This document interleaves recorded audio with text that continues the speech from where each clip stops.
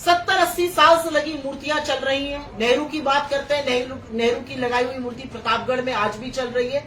8 महीने के अंदर शिवाजी की मूर्ति ध्वस्त हो जाती है और कोई उस पर कुछ नहीं कहता है। मोदी आते हैं और वहां पर माफी मांगने का ढोंग करते हैं। माफी मत मांगिए, आपसे पाप हुआ, ये गलती नहीं है। और देवेंद्र फडणवीस एक ऐसे मुख्यमंत्री रहे और अब उप मुख्यमंत्री रहे जिन्होंने माफी का एक शब्द नहीं बोला है। तो छत्रपति शिवाजी महाराज की मूर्ति का ध्वस्त होना हो या अटल सेतु में जो बड़े बड़ी दरारें आई जिसमें पता चला कि कैसे इंफ्रास्ट्रक्चर में खूब पैसा लूट खसोट हुई है, वो हो, सबकी आंखें खुली है। महाराष्ट्र अपनी अस्मिता के लिए, महाराष्ट्र अपने कारोबार के लिए, अपनी इंडस्ट्री के लिए नंबर 1 नंबर 2 पे रहता था। आज वो महाराष्ट्र खिसकते खिसकते नंबर 6 पर पहुंच गया है।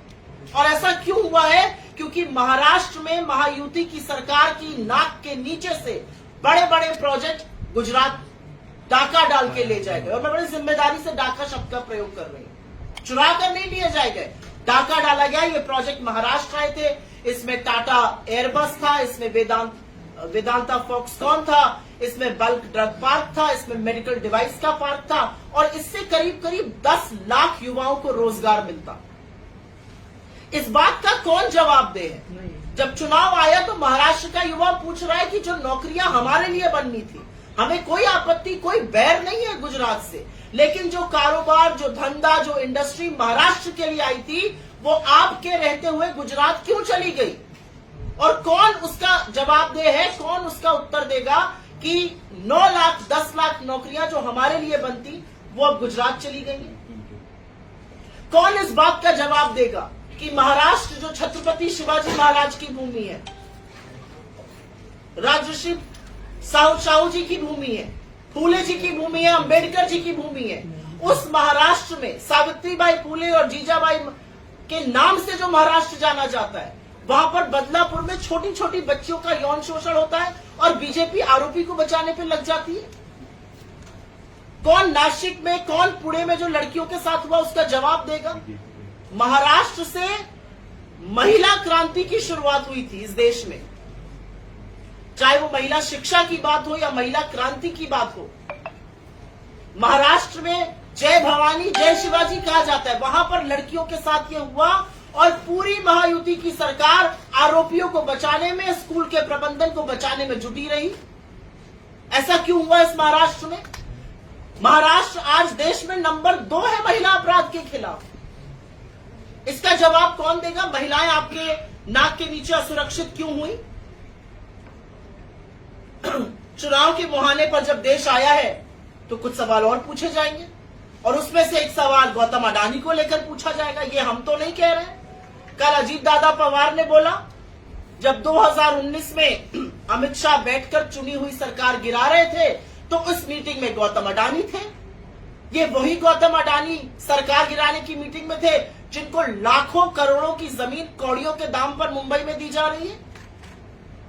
ये वही गौतम अडानी थे जिनको एयरपोर्ट देने के लिए अच्छा खासा एयरपोर्ट चलाने वाले के खिलाफ रेड करी गई, उसको डराया धमकाया गया, मुंबई का एयरपोर्ट उनको सौंप दिया गया, धारावी की जमीन उनको सौंपी जा रही है और वो बैठकर सत्ता पक्ष के साथ चुनी हुई सरकार गिरा रहे हैं।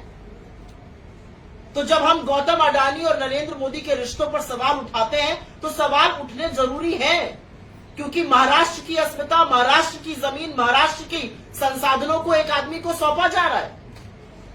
और कई बार मैं पढ़ती हूं, व्हाट्सएप पर आता है, मुझे अच्छा नहीं लगता ये पढ़ते हुए, 2 गुजराती बेच रहे, 2 गुजराती खरीद रहे। ये क्या बना के आपने इस देश को रख दिया? महाराष्ट्र के टिकट, हमें इससे कोई मतलब नहीं है, हमारे टिकट बंटवारा महाराष्ट्र में बैठकर मीटिंग में हुआ। महाराष्ट्र का टिकट शिंदे साहब और अजीत पवार किसको देंगे, इसका फैसला दिल्ली में बैठकर अमित शाह क्यों कर रहे हैं?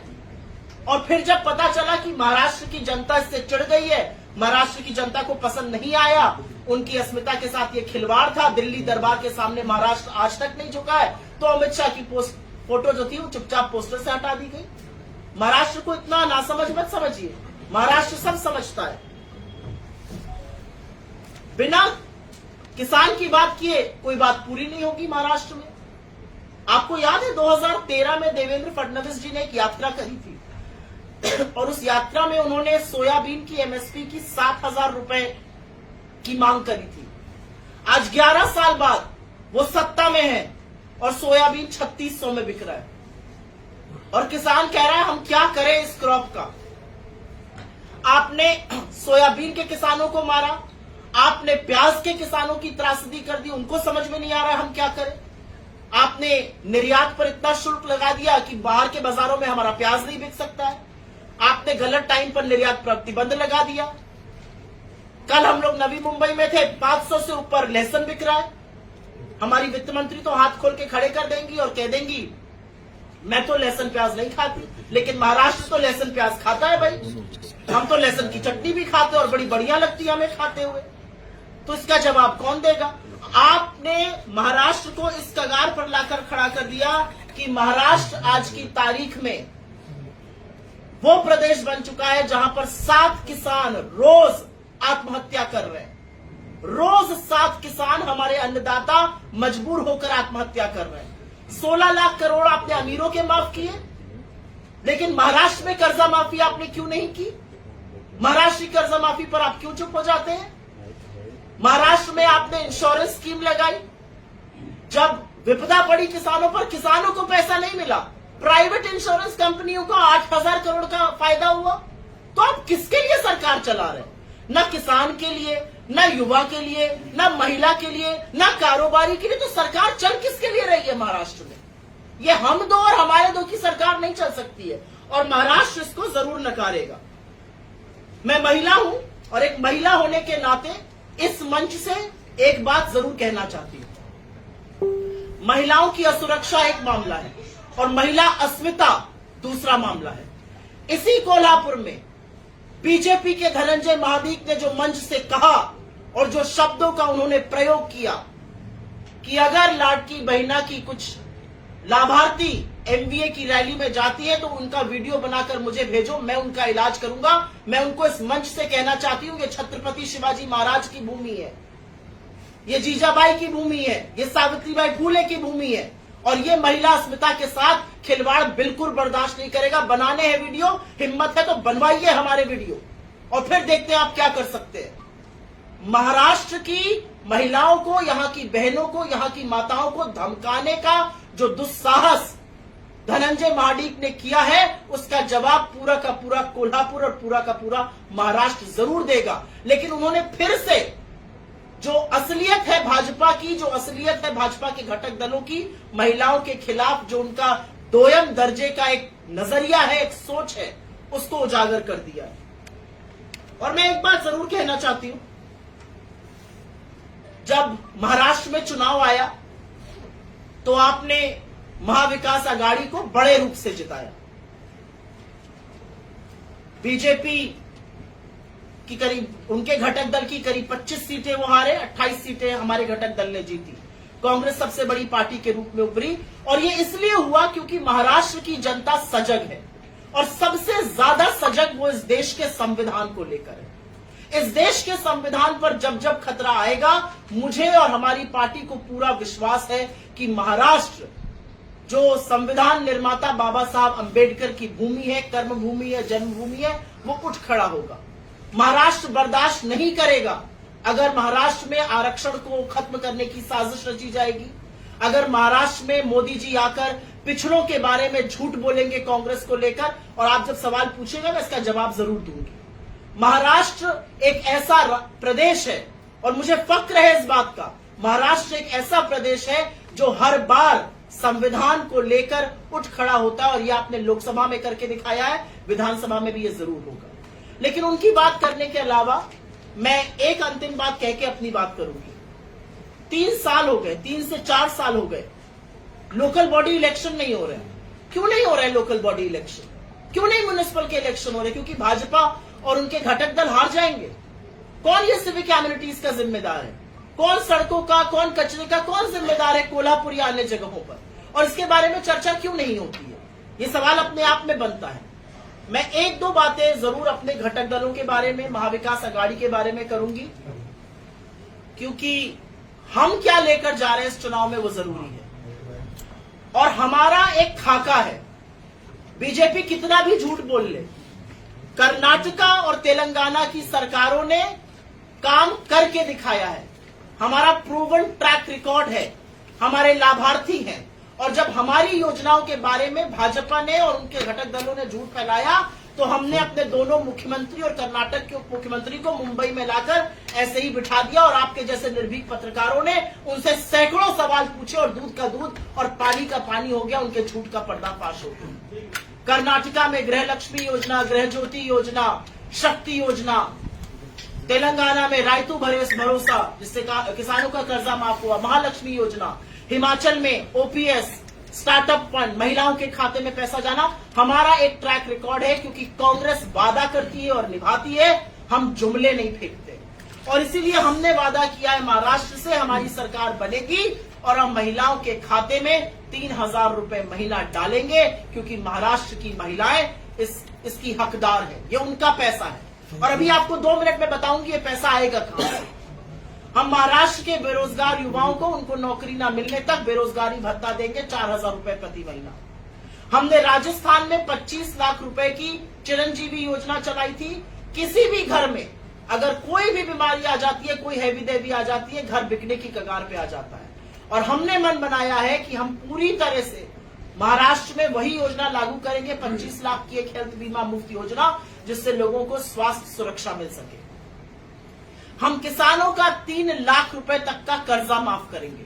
यूपीए की सरकार, आपको याद हो, उसने हिंदुस्तान में सबसे बड़ी कर्जा माफी की थी। 75,000 करोड़ किसानों का कर्जा माफ किया था और मनरेगा दिया था, और उसके बाद ही रूरल इकोनॉमी का सुचक्र शुरू हुआ था। और उस रूरल इकोनॉमी को, उस किसान को कर्ज के बोझ के तले लाद दिया है भाजपा ने, और अमीरों का कर्जा माफ कर रही है। और हम पूरी तरह से जातिगत जनगणना कराएंगे, जिससे पता चले कि कितने दलित, कितने आदिवासी, कितने पिछड़े इस देश में हैं और उनके पास क्या संसाधन है, और बड़े बड़े रसूख वाले पदों पर उनकी क्या भागीदारी है। ये राहुल गांधी का वादा है और हम इसको पूरा करके रहेंगे। ये देश जातिगत जनगणना चाहता है। प्रचंड बहुमत वाली सरकार होने के बावजूद 10 साल तक नरेंद्र मोदी जातिगत जनगणना से दूर भागते रहे, लेकिन हम ये करके दिखाएंगे। तेलंगाना में हमने एक जातिगत सर्वे शुरू किया है। कर्नाटक की रिपोर्ट रेडी है, जल्दी ही बाहर आएगी, और हम इस राज्य में जैसे ही सरकार बनेगी वो जरूर करेंगे। आपके सवालों के पहले मैं ये जरूर बता देना चाहती हूँ कि हम आपसे 15 लाख आपके अकाउंट में आ जाएगा, 2 करोड़ सालाना रोजगार बन जाएगा, रुपया डॉलर 1 हो जाएगा, पेट्रोल का दाम 30 हो जाएगा। चीन को लाल आंख दिखाने वाले जुमले नहीं बोलते हैं, ये जुमले बोलने वाले कोई और लोग हैं जो महाराष्ट्र आकर आज भी जुमले बोल रहे हैं। हम वो बातें कहते हैं जो हम कर सकते हैं, हम वो बातें कहते हैं जो जरूरी है महाराष्ट्र के लिए। हमने फाइनेंशियल कैलकुलेशन किया है और 30 से 40% जो कमीशन ये सरकार खा रही है उसको खत्म करके पैसा बिल्कुल आ सकता है, इंटरनल एक्रूवल से हो सकता है। जरूर कर्जा है महाराष्ट्र पर, लेकिन कर्जा खत्म करने का तरीका भी इकोनॉमी के सुचक्र को चलाना है, और उसके कैलकुलेशंस हमने किए हैं और हम पूरी तरह से आश्वस्त है सरकार बनेगी, हम इन सब चीजों को कारगर कर सकेंगे। आपके सवालों का स्वागत है। युवाओं को घेरा जा रहा है कि बचेंगे तो कटेंगे, ऐसा है आप बटेंगे तो कटेंगे जो नारा है वो हमारे धर्म, हमारी संस्कृति, हमारी अस्मिता, महाराष्ट्र, छत्रपति शिवाजी महाराज, सावित्रीबाई फुले के महाराष्ट्र, अंबेडकर के महाराष्ट्र के खिलाफ है। हमारा धर्म क्या सिखाता है? वासुदेव कुटुंबकम, हम सबको जोड़ने की बात करते हैं। उन्होंने नफरत का ठेका लिया हुआ है। मेरा नेता कहता है राहुल गांधी, हम मोहब्बत वाले, हम मोहब्बत का ठेका उठा रहे हैं। आप जोड़ के सबको क्यों नहीं चल सकते? बीजेपी को चुनाव आने पे 80-20, शमशान कब्रिस्तान, कपड़ों से पहचानने लगते हैं लोगों को, इस तरह के नारे देने लगते हैं। हिंदू धर्म जोड़ना सिखाता है, हिंदू धर्म शांति सिखाता है। हम एक रहेंगे तो हमें 3,000 रुपए मिलेंगे महीने के, हम एक रहेंगे तो हमारे युवाओं को 4,000 रुपए मिलेंगे मासिक बेरोजगारी भत्ता, हम एक रहेंगे तो हमें 25 लाख की हेल्थ योजना मिलेगी। और ये जो विचार है ना बटने और कटने का, ये वो लोग बोल रहे हैं जो बांट और काट रहे हैं।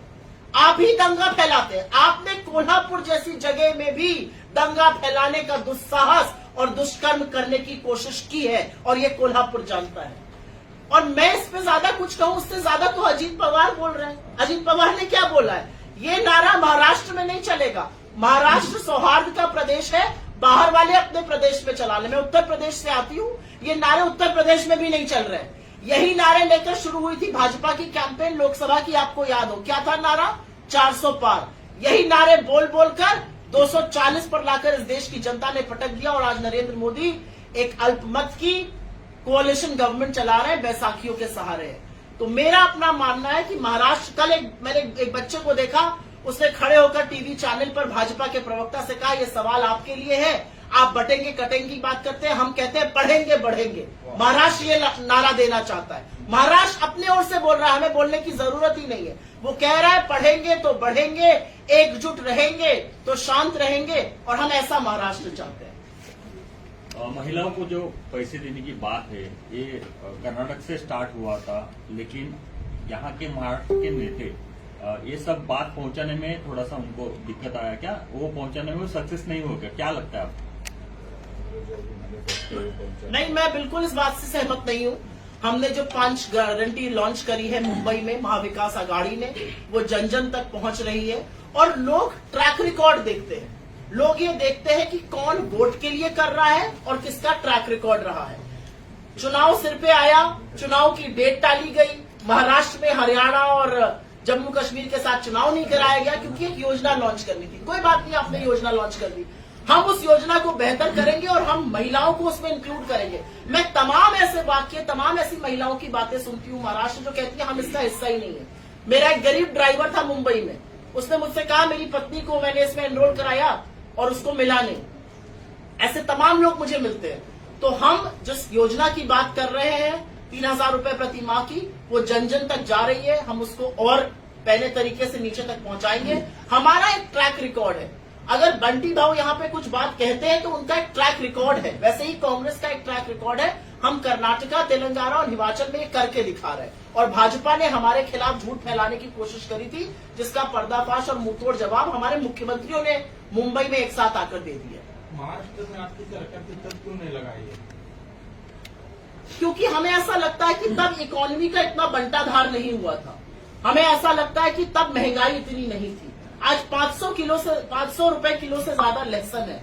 आज जो गैस का सिलेंडर है वो 400 होता था, 1100 पे बिक रहा है। आज पेट्रोल ने 100 का शतक लगा दिया है। आज चीनी, आटा, तेल, दही सब पर जीएसटी है। जो पकौड़ा तलने की हिदायत मोदी जी देते थे, 90 रुपए का तेल 220 हो गया है। तो हमें ऐसा लगता है कि इसका सबसे ज्यादा कुप्रभाव महिलाओं पर पड़ता है। जब घर में गरीबी आती है या घर में पैसा कमाई कम आती है, सबसे पहली रोटी कम खाने वाली घर की महिला होती है। उसके हाथ में पैसा आएगा। जो हम मुफ्त बस सेवा की बात कर रहे हैं वो क्या है? जो 2-2.5 हजार महिला के खर्च होते हैं, चाहिए 1,500 से 2,000, 2,500 रुपए, वो उसके हाथ में आएंगे।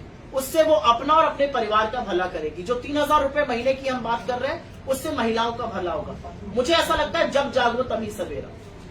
आप लहसुन 400-500 हो गया ऐसा बोल रहे हैं, लेकिन किसानों के हाथ में सिर्फ 100-150 रुपए ही मिल रहे हैं। तो बाकी के पैसे क्या जा रहे हैं? आप कांग्रेस उसकी तहकीकात कर रही है? नहीं, मैं आपको बताती हूँ कहाँ जा रहा है। लहसुन का दाम बढ़ रहा है, प्याज का दाम रिटेल मार्केट में बढ़ रहा है, और किसान के लिए आप निर्यात पर प्रतिबंध लगा रहे हैं, किसान के लिए आप निर्यात शुल्क लगा रहे हैं। तो कहीं ना कहीं आपकी एक नीति आपकी दूसरी नीति से बिल्कुल जुदा है। आपको नीतियां ऐसी बनानी चाहिए कि किसान को भी उसकी फसल का दाम मिले और जो मध्यम वर्ग है उसकी भी कमर ना टूटे। मध्यम वर्ग के आटे दही पर आप जीएसटी दे रहे हैं, दवाई पढ़ाई पर आप जीएसटी दे रहे हैं, बच्चे की पेंसिल पर आप जीएसटी दे रहे हैं। इस सरकार ने तो जो आप हेल्थ बीमा लेते हैं उस पर भी जीएसटी ले लिया, लाइफ इंश्योरेंस पर भी जीएसटी ले लिया, आपके बच्चे की पढ़ाई, आपकी हॉस्पिटल की बेड पर भी जीएसटी ले लिया। तो जितना टैक्स इस देश का आम आदमी दे रहा है, गरीब से गरीब और अमीर से अमीर, उतना कभी नहीं दिया गया था। तो मुझे ऐसा लगता है कि कहीं ना कहीं एक बेजोड़ इकोनॉमिक नीति चल रही है। जो बुलडोजर कार्रवाई शुरू जी। है कई राज्यों में वो शुरू है, उस पर सर्वोच्च न्यायालय ने एक राय दी है कि जिस प्रकार से कई राज्यों में जो बुलडोजर कार्रवाई शुरू है वो सही बात है। अगर कोई दोषी मानता है, अगर कोई गुनेगार है तो उसका घर गिराना सही बात नहीं है। किस तरह से एक बड़ा फेमस 2 लाइन है और वो है कि ताउम्र लग जाती है एक छत बनाने में और तुम्हें तरस नहीं आता बस्तियां उजाड़ने में। और कुछ ऐसे ही काम बीजेपी के कुछ मुख्यमंत्री जो न्यायपालिकाओं पर ताला लगाने का काम कर रहे थे, उनको आज आईना दिखाने का काम देश के सर्वोच्च न्यायालय ने किया है। और दो टूक शब्दों में सर्वोच्च न्यायालय ने कहा है, ये बिल्कुल कानूनी प्रक्रिया नहीं है, कानूनी प्रक्रिया से काम होना चाहिए। अगर कोई दोषी भी पाया जाता है, आरोपी तो छोड़िए, कोई दोषी भी पाया जा रहा है तो उसके सारे घर को सजा देना ये कानून नहीं है, ये देश का न्याय नहीं है। और कहीं ना कहीं ये काम एक तुष्टीकरण के लिए, एक गलत नैरेटिव के लिए किया जाता है। और मुझे लगता है सर्वोच्च न्यायालय ने आज अपना जजमेंट देकर ऐसे लोगों को जिनका अनुसरण भाजपा के बाकी मुख्यमंत्री भी करने लगे थे, उनको आईना दिखाने का काम किया है। आरोपी को सजा देना, दोषी को सजा देना न्यायालय का काम है, बिल्कुल देनी चाहिए। लेकिन किसी का घर उजाड़ देना, 24 घंटे में आपके पास सारी परमिशन आ जाती है, 24 घंटे में आपके सारे मैप आ जाते हैं, सारी अनुमति आ जाती है, आप किसी का घर उजाड़ देते हैं, उसके बूढ़े माँ बाप, उसके बच्चों की क्या गलती है? सजा दोषी को दीजिए, सजा आरोपी को दीजिए, सजा बाकी घर वालों को मत दीजिए। हो सकता है उनको पता ही ना हो कि वो अपराधी अपराध कर रहा है। तो जो सर्वोच्च न्यायालय ने कहा, हम उसका स्वागत करते हैं और मैं आशा करती हूँ कि भाजपा की सरकारें उत्तर प्रदेश से मध्य प्रदेश तक लेकर इसका अनुसरण करेंगी। महाराष्ट्र में वोट जिहाद वाली बातें की जा रही है बीजेपी के नेताओं के साथ, क्या कैसे देखते हैं आप इसको? ये जो शब्द है ना, लव जिहाद, वोट जिहाद, ये कैसे शब्द है? आपको लगता है लोकशाही में, लोकतंत्र में ऐसे शब्दों का की जगह भी है? ऐसे शब्दों का सम्मान होना चाहिए। वोट डालना हमारा हर धर्म से बढ़कर सबसे बड़ा धर्म है, प्रजातंत्र में वोट डालना। क्योंकि वोट डालकर हम राजा और रंक को खत्म करते हैं, हम अपना प्रतिनिधि चुनते हैं, उससे 10 सवाल पूछने का अपना हक रखते हैं, और जब हमारा मन भर जाता है हम उसको निकालकर बाहर फेंक देते हैं और किसी और को जिताते हैं। ये वोट की ताकत है। और ये जो वोट की ताकत है, ये कहीं ना कहीं इस देश के संविधान ने हमें दी है। ये जो वोट जिहाद जैसे शब्द है, ये संविधान को खत्म करने की बातें हैं। वोट देना हमारा परम धर्म है।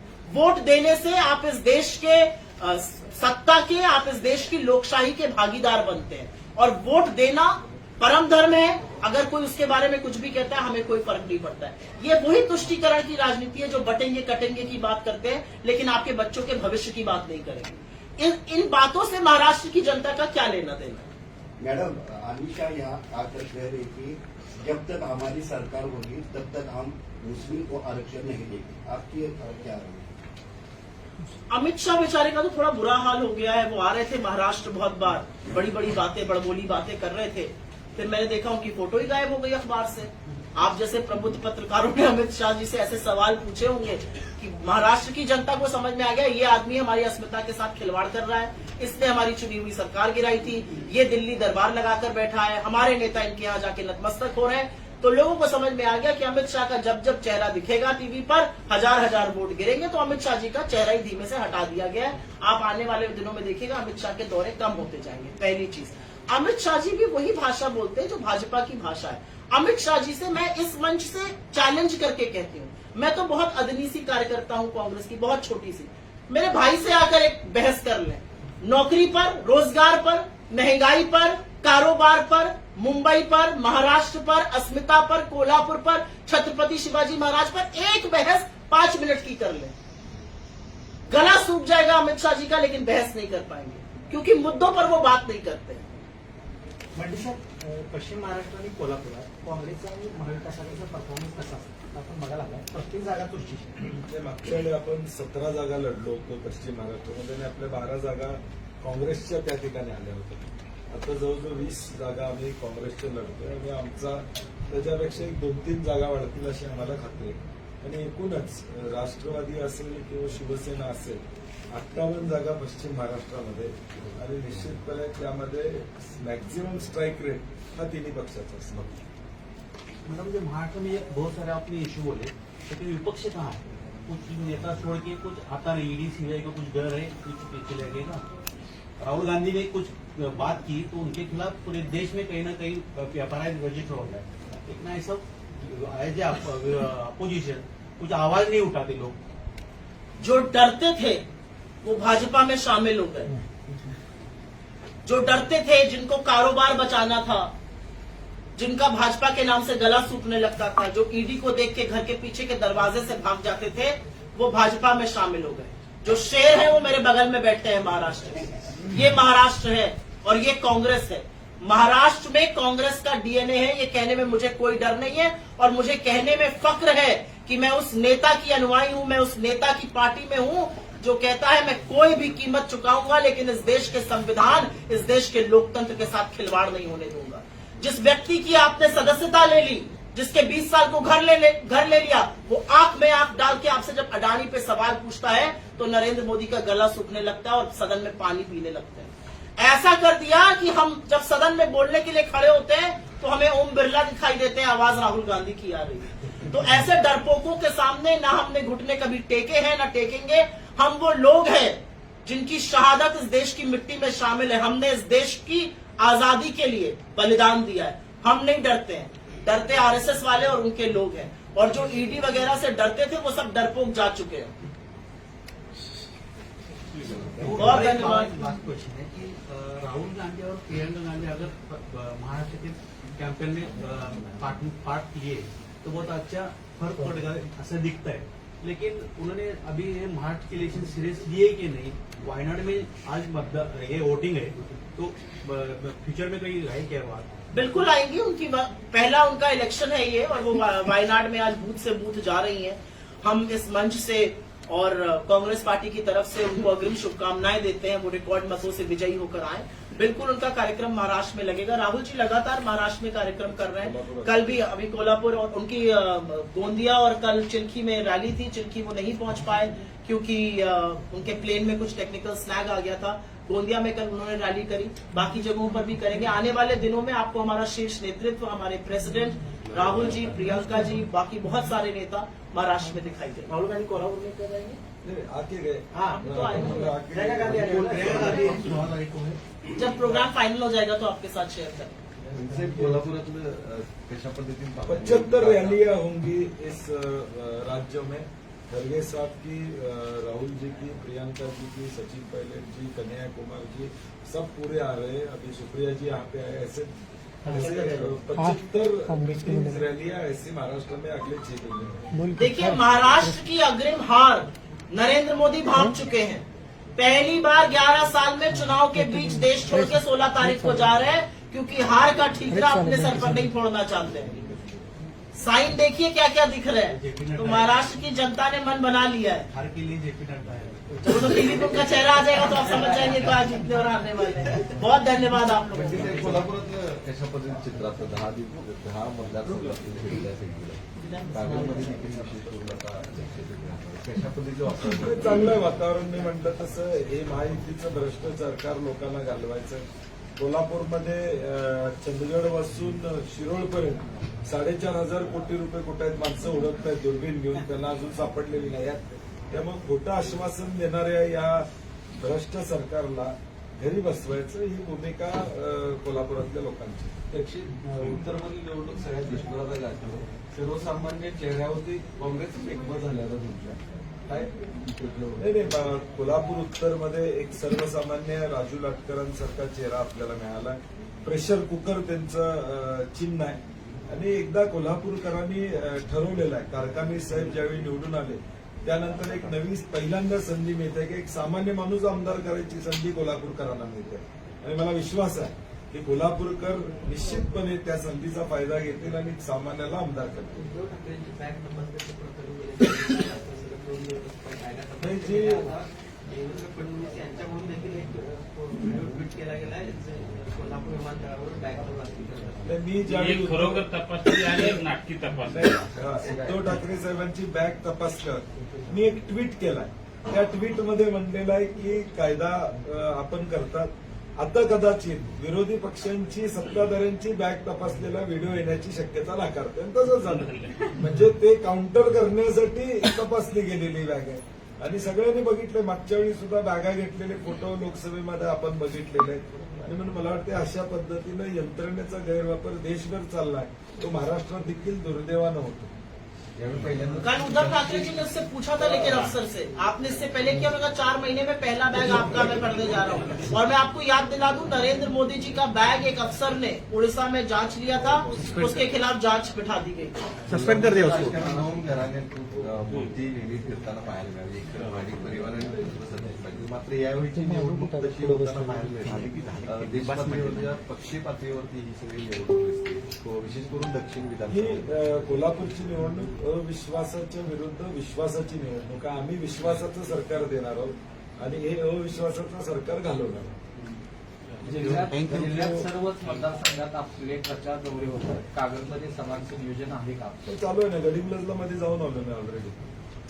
सगळ्या जिल्ह्यातल्या सगळ्या मतदारसंघात जाऊन आलो. परवा शाहवाडीची सभा झाली माझी. बहुत धन्यवाद आप लोगों का।